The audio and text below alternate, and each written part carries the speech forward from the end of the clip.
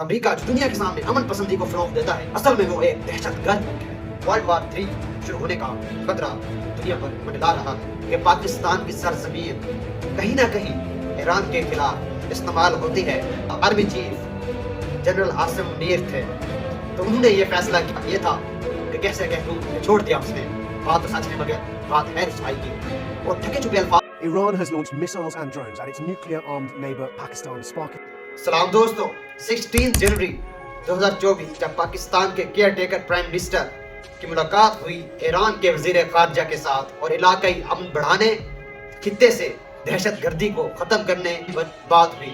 उसके साथ ही दोस्तों 17 जनवरी को चाबहार जो कि ईरानी शहर है, उसमें पाकिस्तान और ईरान के दरमियान एक टेक्नोलॉजी पार्क बनाने का मुआहदा तय पाया। और 17 जनवरी को ही दोस्तों पाकिस्तानी नेवी और ईरानी नेवी के दरमियान गल्फ में जंगी मशकें जारी थी, लेकिन 18 जनवरी को ईरान ने पाकिस्तान पर हमला कर दिया।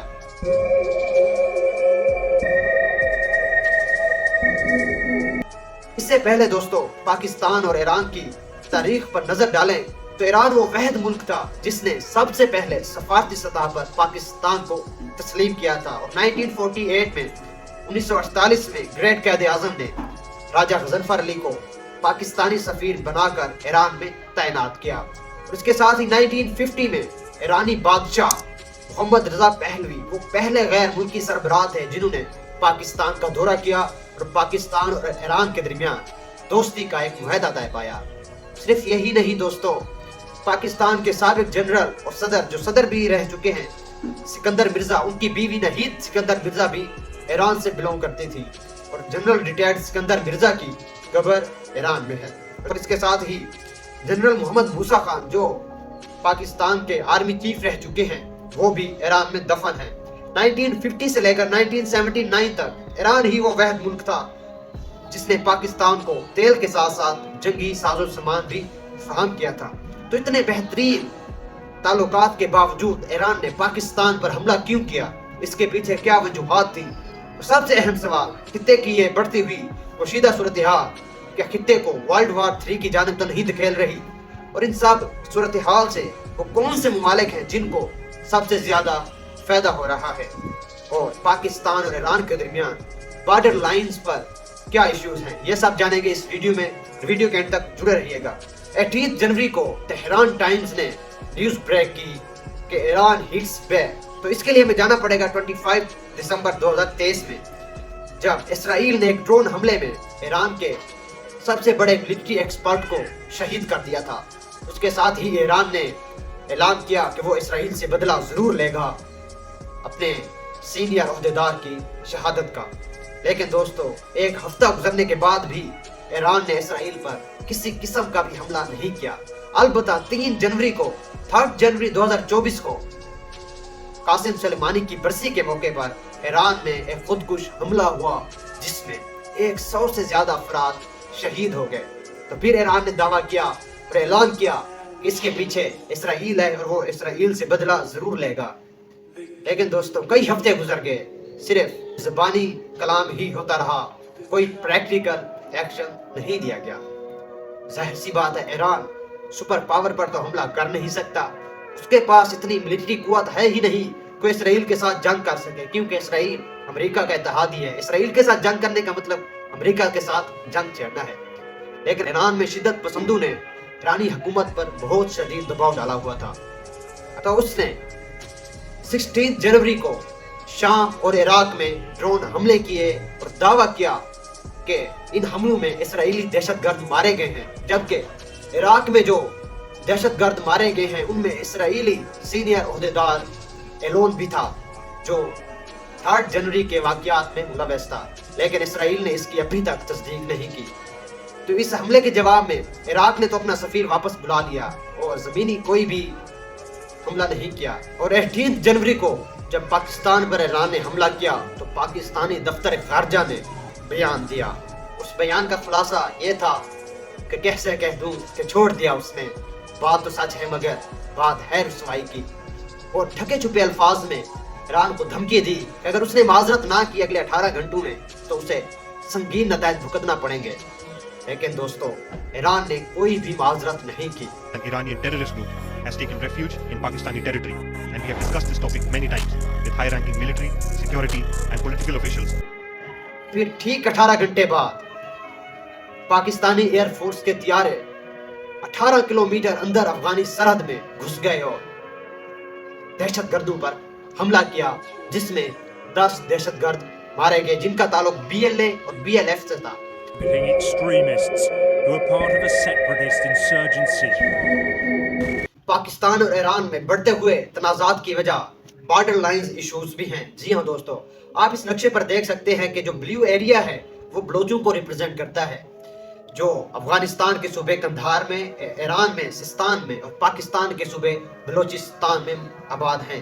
اور ان لوگوں کا کہیں نہ کہیں سے ایک دوسرے سے تعلق ضرور ہوتا ہے، کیونکہ یہ صدیوں سے اس ایریے میں آباد ہیں، چاہے وہ بلوچ افغانستان کے ہوں، چاہے وہ ایران کے شہر سستان کے ہوں یا پاکستان کے صوبہ بلوچستان سے ہوں. اور بارڈر لائنز پر کئی جگہیں ایسی ہیں کہ جہاں سے یہ لوگ آسانی سے پاکستان سے ایران، ایران سے افغانستان اور افغانستان سے پاکستان آ جا سکتے ہیں. بلکہ ان کے جو لیڈرز ہیں ان کے پاس تو جعلی دستاویزات بھی ہوتی ہیں پاکستان، ایران اور افغانستان کی. جب جند اللہ کے مرکزی لیڈر ملک ریگی کو 2010 میں دبئی ایئر لائن سے اریسٹ کیا گیا تو اس کے پاس ایرانی، افغانی اور پاکستانی دستاویزات موجود تھی. 2010 ہی میں ملٹری ٹرائل کے بعد ملک ریگی کو پھانسی دے دی گئی، جس سے جند اللہ کے مختلف گروپس بن گئے. جیش العدل بھی ایک گروپ تھا جس کو اس وقت لیڈ کر رہے ہیں صلاح الدین فروغی، جو کہ پاکستانی نژاد ہیں. وہی بات ہے نا، ان کے آپس میں کہیں نہ کہیں تعلقات ضرور ہوتے ہیں دوستو. اس لیے جیش العدل نامی گروپ کو، جو ایک ٹیررسٹ آرگنائزیشن ہے جسے امریکہ بھی دہشت گرد تنظیم ڈکلیئر کر چکا ہے، اس کے لیڈر پاکستانی نژاد صلاح الدین فروغی ہیں، جو ایران میں بم حملوں میں، سوسائڈ اٹیکس میں اور کئی سیکیورٹی اہلکاروں کو قتل کرنے میں ملوث ہے. ابھی جنوری میں ہی ایک واقعہ پیش آیا جس میں 11 پولیس اہلکار شہید ہو گئے سستان میں، اور اس کی ذمہ داری قبول کی جیش العدل نے، جو افغانستان سے ٹریننگ لے کر پاکستان میں موجود ہے یہاں، اور پاکستان سے ایران پر حملے کرتی ہے. ایران کا یہ الزام بھی کچھ حد تک درست ہے کہ پاکستان کی سرزمین کہیں نہ کہیں ایران کے خلاف استعمال ہوتی ہے، اور اس پر پاکستان نے کئی دفعہ ایکشن بھی لیا ایران کے کہنے پر، اور کئی مرتبہ ایکشن نہیں بھی لیا گیا کیونکہ ہر انٹیلیجنس انفارمیشن درست نہیں ہوتی. تو دوستو، ایران نے پاکستان سے کوئی بھی ملٹری انفارمیشن شیئر کرنے سے انکار کر دیا، اور 18 جنوری کو خود ہی جیش العدل کے ٹھکانوں پر حملہ کیا. حالانکہ ان حملوں میں صرف 2 معصوم بچے شہید ہوئے ہیں. اب ظاہر سی بات ہے وہ تو جیش العدل تنظیم کا حصہ نہیں ہے، اور نہ ہی انہوں نے ایران میں موجود سیکیورٹی اہلکاروں کو شہید کیا ہے. ایران میں موجود BLA اور BLF جو پاکستان میں صوبہ بلوچستان کو آزاد کروانا چاہتی ہے، پاکستان پر اکثر حملوں میں ملوث ہوتی ہے، جیسا کہ پشاور میں مسجد پر جو بم حملہ ہوا، اور اس کے علاوہ مستانگ میں جو حملہ ہوا اس میں BLA اور BLF شامل تھی، جو کہ ایران سے آپریٹ کرتی ہیں. تو پاکستان کا الزام بھی درست ہے کہ ایرانی سرزمین پاکستان کے خلاف استعمال ہوتی ہے. تو اس بارڈر کشیدگی کو ختم کرنے کے لیے پاکستان اور ایران کو اس کشیدگی کو کم کرنا ہوگا، تاکہ دونوں برادر ممالک مل کر ان دہشت گرد تنظیموں کا اس دنیا سے صفایا کر سکیں. تو اس پر کافی عمل درآمد بھی ہوا. جب دیکھا گیا کہ صورتحال مزید بگڑ رہی ہے تو ترکی کے وزیر خارجہ نے ایرانی وزیر خارجہ کو ٹیلی فون کیا، اور پاکستان کے بھی وزیر خارجہ کو ٹیلی فون کیا، اور کشیدگی کو ختم کرنے کا مشورہ دیا. تو دوستو، ابھی حال ہی میں قومی سلامتی کمیٹی کا اجلاس ہوا ہے جس کے سربراہ army chief general Asim Munir تھے.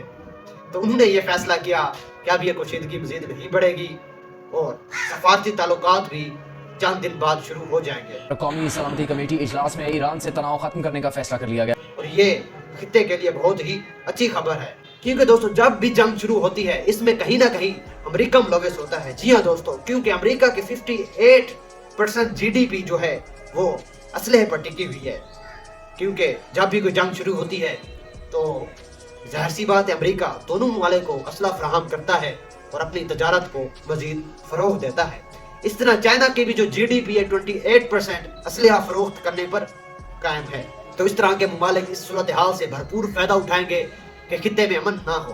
बाइडन का कहना था कि ईरान खित्ते में ज्यादा पसंद नहीं किया जाता।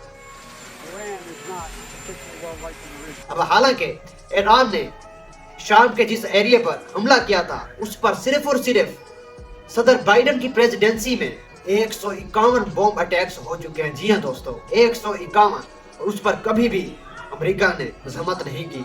तो अमेरिका का ये दोहरा मयार दुनिया के सामने आहिस्ता आहिस्ता बेनकाब होता जा रहा है। अमेरिका जो दुनिया के सामने अमन पसंदी को फरोग देता है, असल में वो एक दहशतगर्द मुल्क है। उसके दहशतगर्दाना मंसूबे आहिस्ता आहिस्ता दुनिया के सामने आया हो रहे हैं और उम्मीद है कि जल्द इन पर एक्शन भी लिया जाएगा। और दूसरा जो इस सूरत हाल से पैदा हुआ वो इसराइल है। जी हाँ दोस्तों, जब से इसराइल और फलस्तीन की जंग शुरू हुई है, इतने बम नहीं बरसाए गजा पर जितने 17 जनवरी और 18 जनवरी के बीच बरसाए हैं। ये दुनिया को एक वर्ल्ड वार 3 की जानिब धकेल रहा है। जी हाँ दोस्तों, इस वक्त खित्ते की जो सूरत हाल है, चाहे आप फलस्तीन और इसराइल की वार देख लें और चाहे रशिया और यूक्रेन की वार देख लें, तो ये खित्ते को वर्ल्ड वार 3 की जानिब धकेल रहे हैं और वर्ल्ड वार 3 शुरू होने का खतरा दुनिया पर मंडला रहा है। उम्मीद है दुनिया के बड़े मुमालिक इस पर एक्शन लेंगे और इस बढ़ती हुई कशीदगी को खत्म करने में अहम किरदार अदा करेंगे, चाहे वो फलस्तीन और इसराइल की कशीदगी हो, चाहे वो रशिया और यूक्रेन वार हो, चाहे वो पाकिस्तान और ईरान के दरमियान बढ़ते हुए तनाज़ात हो। अगर वीडियो अच्छी लगी हो तो लाइक, शेयर एंड सब्सक्राइब जरूर कीजिएगा। मिलते हैं अगली वीडियो में, तब तक के लिए खुदा हाफिज़।